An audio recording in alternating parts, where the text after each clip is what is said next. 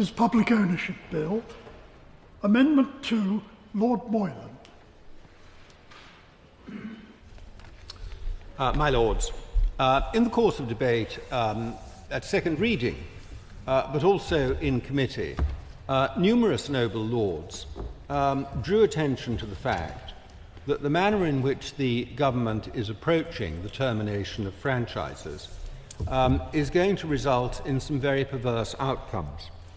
Admittedly, most of the franchises still in existence are relatively short, but the government, with a view to saving money, as far as I can make out, is determined to terminate them in the order in which they fall, in which the contract falls in.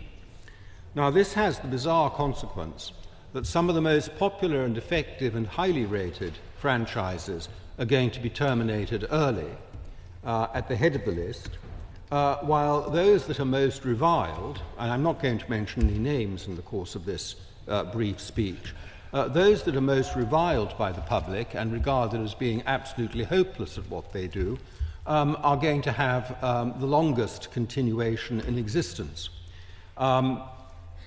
It is, of course, the case that if they fell into default, the government could terminate them early without expense, but we have heard from the noble Lord the Minister earlier in debate that none of them is as bad as that. Nonetheless, some of them are bad, and very bad indeed. This case was actually made most compellingly, I thought, at second reading by the noble Lord, Lord Brown of Ladyton, but it's been made by other noble lords as well. And there is a strong demand, I think, amongst noble lords for the worst franchises to be brought to the head of the queue. And my amendment number 2, which I'm rising to speak to, is one which would have the effect of bringing that about.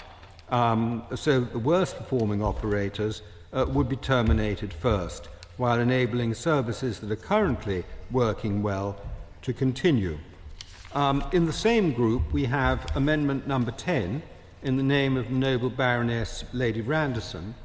This has a similar intent and a similar effect, although drafted differently and expressed as providing flexibility to the government, whereas mine is perhaps a little bit more mandatory in its tone.